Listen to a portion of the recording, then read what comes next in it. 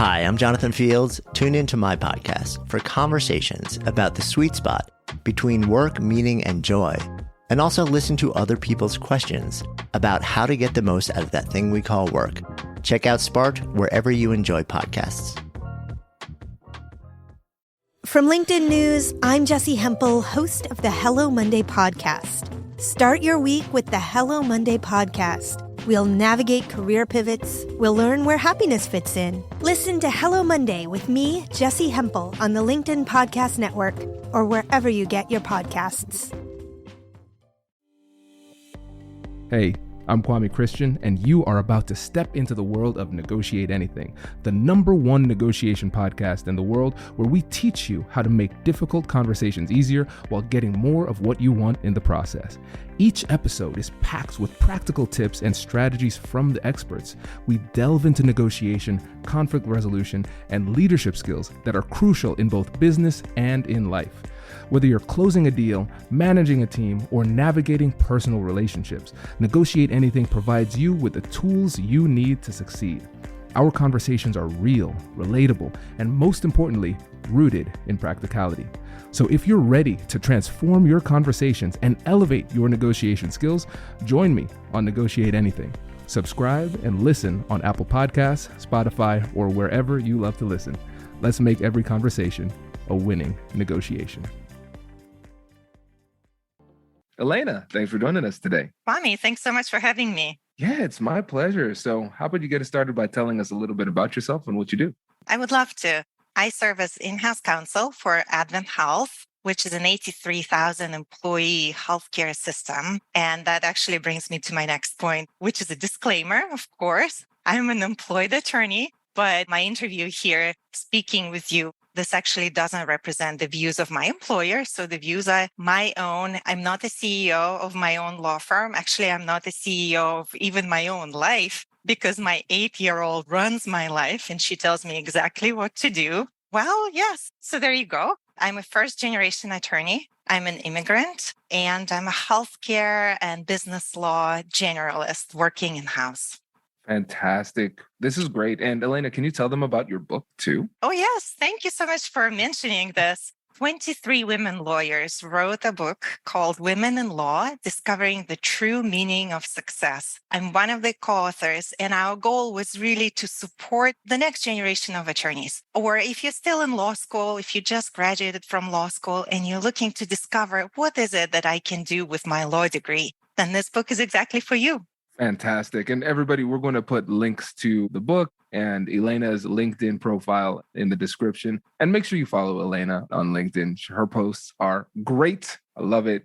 I'm excited for this one, Elena. First of all, it's a long coming. It's hard to get busy people on the same calendar. That's very true, Kwame. And you are certainly so busy. I just want to say out loud, I was so blown away by your presentation. Laura Frederick's Contracts Con, you are just such an inspiration. From the first second, I felt like I've known you forever. That's the kind of skill you have in getting people to truly listen to you.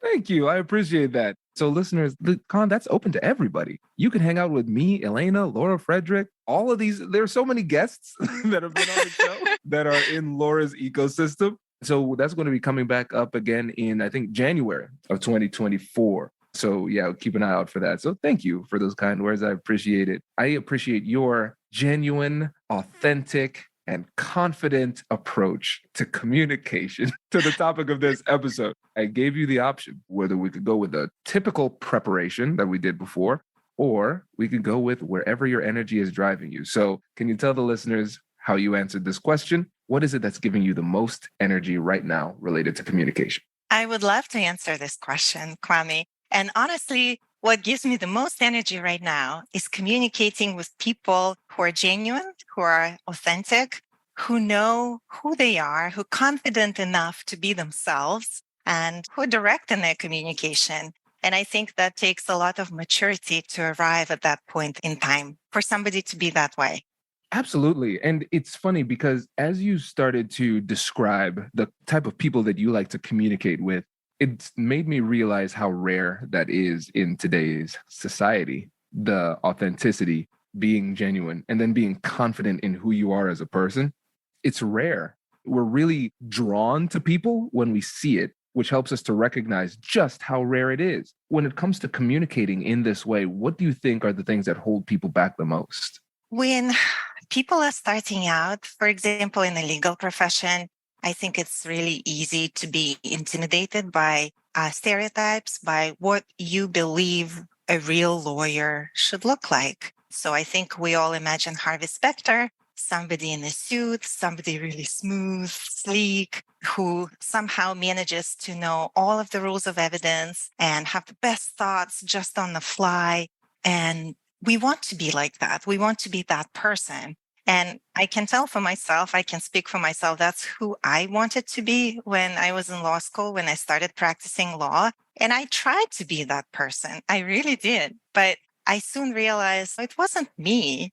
I'm Elena Kohn. I'm not Harvey Specter. I will never be Harvey Specter. I have an accent. It's not happening for me. I have a little bit of a sense of humor. And so I like my jokes here and there. I don't take myself seriously. So I was faced with a dilemma of whether to try and change myself completely. And in that, I could lose my personality and I could lose my identity, or to just embrace who I am and with whatever it comes with, right? Pros and cons. And I chose to just go ahead and be me. I love this story because you're absolutely right. Your life is a perfect case study for this because you're successful now. You've come to the country, furthered your education, you've got the degree, passed the bar. We always have to talk about that as a lawyer because that test is a nightmare. I still get nightmares about that test. And now you're in-house, which is where most people, at least coming out of law school, want to end up being. This is really great. And it's inspirational because you're demonstrating that you can be successful by being yourself. And I love the fact that you started off with intimidation, because even if we don't identify what we're feeling as intimidation, it is intimidation because we get intimidated by this avatar of what a successful leader, a negotiator, communicator might be within a specific industry. Because for us, we have an idea of what that is as a lawyer. Other people might have what it is, that perspective as an architect or a doctor or whatever it happens to be. But what ends up happening is we have this polished perspective on what we should be as a professional. And then we get up every morning and we see our own flaws and we just are confronted with the reality that who we are is so different from who we think we need to be. And that can really beat us down. So what allowed you to have the confidence in yourself to make that transition? That's such a good question. And I thought about it. As you were asking me that question, I actually remember a moment in time, which is I called my physician to make an appointment. And the front desk person who answered the phone call, she heard me and she said immediately, without me even telling her who I was, she said, "Oh, Elena, how are you? How's your day going?" I felt like a celebrity. I paused for a second thinking, how did she know it was me calling? It was my accent. It was the unique way that I speak that it made her put two and two together and immediately recognize it was me calling. It was a moment in time that made me pause. It's like, oh, it was a positive interaction. And she wanted to talk to me, not to anybody else. She recognized it was me. So maybe there is something about my accent, about the way that I am, that I could embrace moving forward. That was a while back now, but that's the moment in time that I wanted to share with you. I appreciate that because probably in that moment, that day, you might not have appreciated what that would mean to you. But now we can look back and we can see that from the outside looking in, it might have seemed like a really trivial interaction, but it was really formative for you. That's true. It really was. That's incredible. And it's almost like it gave you permission to be you. That's right. That's exactly true. That's so cool. I think that's one of the most empowering things that I've come across in my career too, because you will find this very interesting. When it came to the podcast, when it came to the posts that I would make on LinkedIn and the presentations that I did, so I got some feedback from my friends. They said, the content is good, but it's not you on stage. It's not you. Your presentations and your posts and the podcast, it sounds boring. And you're not a boring person. I realized I was trying to act like a lawyer. It wasn't enough for me to be a lawyer. I was trying to act like a lawyer, sound like a lawyer, and look like a lawyer. And I wasn't being me. So I had to come to this point where I said, all right, I want to be so authentic with who I am professionally and personally that it will naturally attract people who like me and repel people who don't. And I'm completely okay with that. And that's what was really the turning point for me in my career. That's such a good point. And it's perfect because you're super genuine, super authentic. I feel like I've known you for ages, even though I haven't, right? So I think it's definitely working for you. And it's a huge realization on your part as well that some people are not attracted to who you are as a person. That's okay. It's fine. You don't want to be liked by everybody. That was one of the lessons my mom imparted upon me, I think when I was 6 or 7. She told me, you're not a dollar bill to be loved by everybody. I was like, oh, wow. That's so good. Oh, my goodness. Some of my mom's wisdom in this podcast as well, listeners. That is great. And this is a great segue to one of the key tenets to your approach, which is not sweating the small stuff. Because like you said, not everybody's going to like you, and that's okay. It's literally impossible for everybody to like you all the time. And for us to be effective in negotiations and difficult conversations, we have to be able to keep our cool. And if we're constantly taking things personally, then even if we have the right strategies or skills, we're not going to be able to put it into practice because we're so emotional because we're taking things personally. So for you and your experience, when it comes to not sweating the small stuff, what is it that you to a point where you were able to actually put that into practice? Law is serious. The issues that we negotiate are serious issues. And sometimes people on the other side of the negotiations could take it personally, and it could lead to negative outcomes. And I think if, in my case, I sometimes act a little bit self-deprecating, I have a bit of a sense of humor sprinkled all over the substance. And I think that really shows people my true side, my kind of human side. And they stop perceiving me as this attorney on the other side of the negotiations, this Harvey Specter type person. But instead, this is Elena, right? Just another human on the other side of the transaction trying to make this deal happen. It really helps, I feel like. And then the other person shows their human side too. And it's us, two humans talking, trying to make the deal happen, the best deal for both of our clients.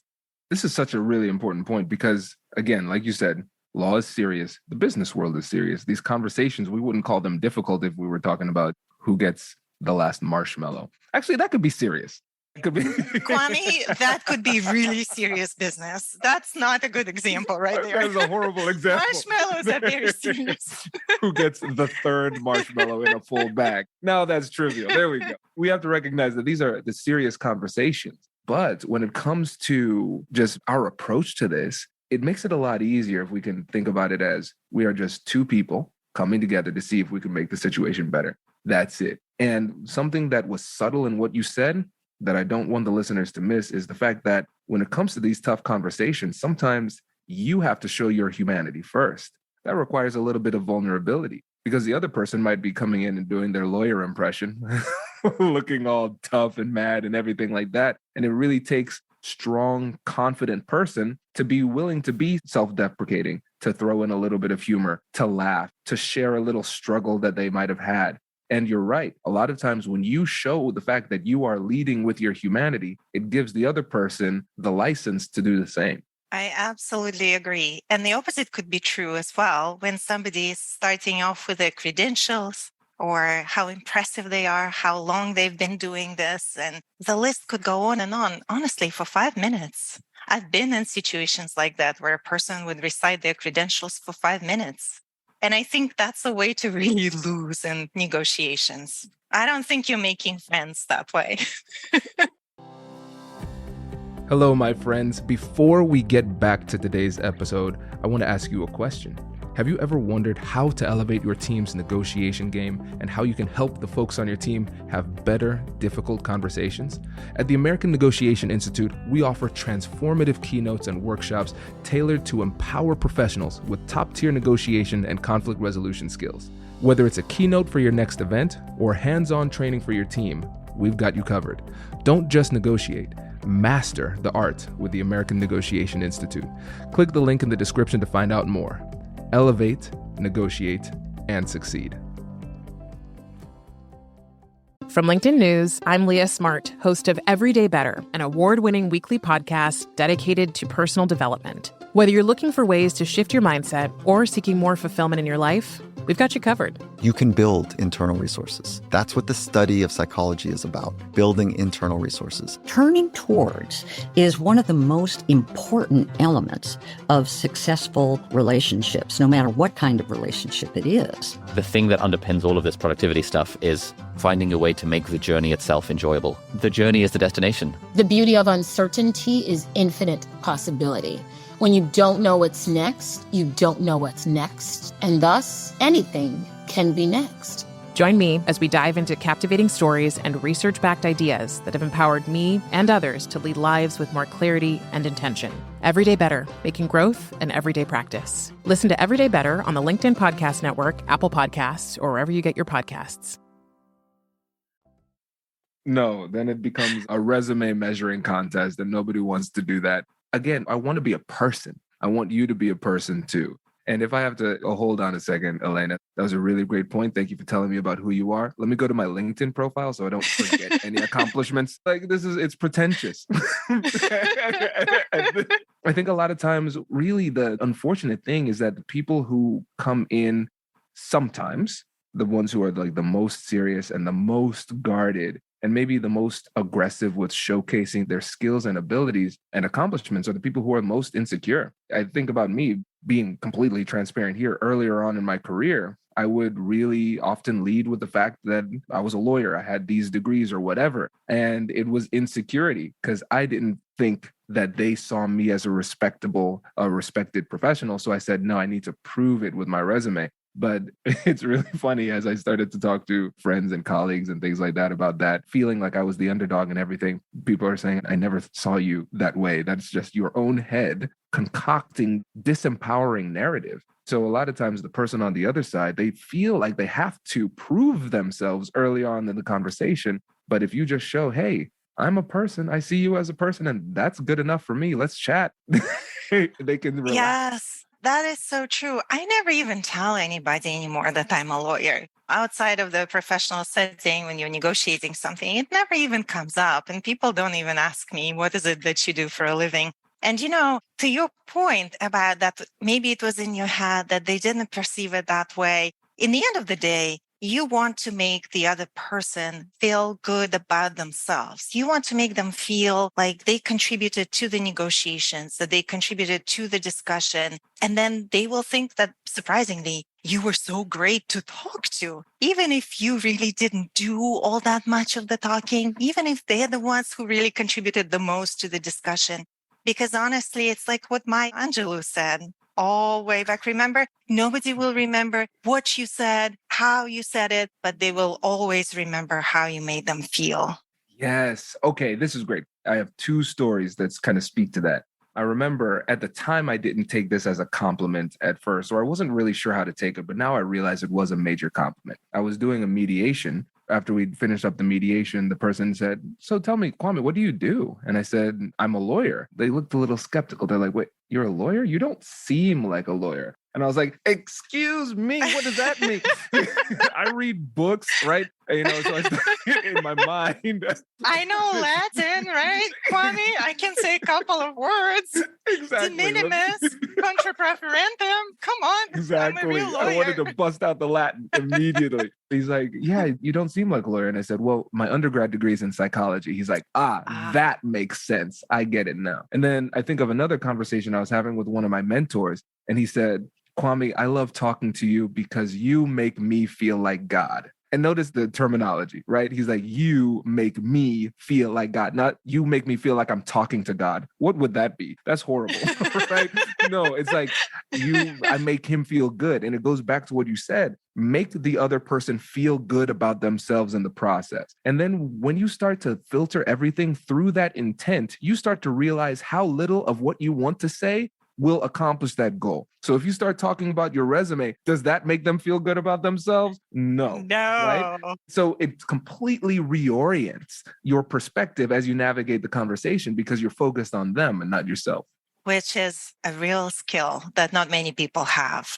Again, it requires a lot of maturity, a lot of shifting focus from yourself to the other person that you're talking to, and being an attentive listener and conversationalist. Bingo. And this is a process. It's not like you're going to wake up a stuffy lawyer this morning and then wake up tomorrow. It's like, hey, everybody, I'm a cool kid now. Like it takes some time.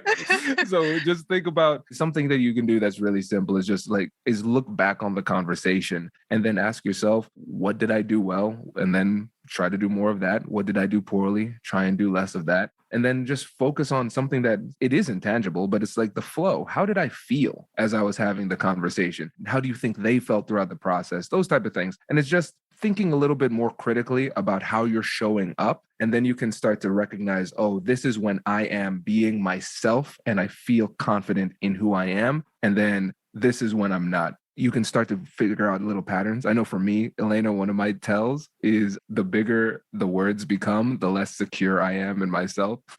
Really? Yeah. I would have never noticed that. But I do recall that you dropped a couple of really big $25 words at Contracts Con during your first presentation on the first day. That's very interesting. You know what's funny though? I think it's almost easier for me to present to non-lawyers than it is to lawyers. And I think a big part of it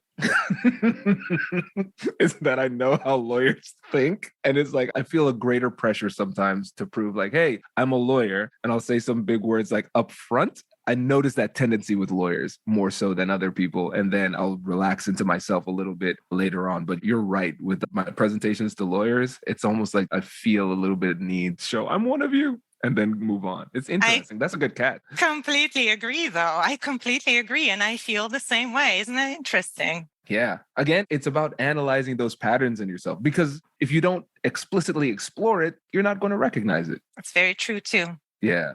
This is great. Elena, this was well worth the wait, my friend. I appreciate this. And the points that you brought up on this podcast and this episode, incredibly helpful, because again, a lot of times it's really hard for people to just be okay with being themselves. And now we can see that we can still be exceptionally successful, like you in the legal field, and when you're talking about really tough and sensitive topics, and still be who you are. So I just really appreciate you advocating for authenticity in this way on this podcast. Always a pleasure. And I was just thinking, if I may add one more point, is it takes a lot of maturity, a lot of self-confidence to be yourself. Not everybody has it. And especially before you go on stage to present to people, I feel so insecure right before that. And I always remember the TED Talk from 2012. I think it was Amy Cuddy, who just, remember, she showed the pose. That could really help people, right? Just standing in the successful pose for 2 minutes, right? Before the presentation, right? Before you go in, just to feel like yourself, to be happy, to be excited.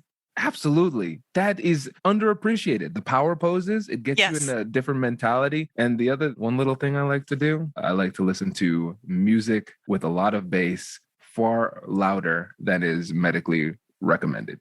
Yeah, I'm not so sure about that, Kwame. I wouldn't endorse it, but I would endorse wearing a tiara. Oh, you brought the tiara. I did. I have a tiara, and I sent Laura a tiara as well. This is a good advertisement for the YouTube page. So everybody who's listening on the podcast, now you have to follow us on YouTube so you can see the tiara. That looks so good. It's about to fall off, but I am wearing it right now. There you go. There you go. Elena, this was a blast. I really appreciate you sharing your wisdom with us today. Thank you so much for having me, Kwame.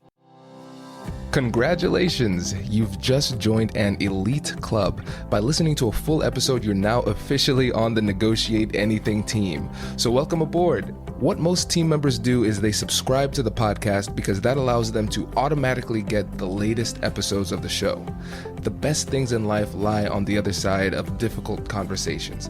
Keep learning, keep practicing, and keep getting better. Your relationships will improve, your career will soar, and you'll have the confidence you need to get the most out of these crucial conversations. Again, thank you for joining the team. We're excited to have you, and I will see you in the next episode. I'll catch you later.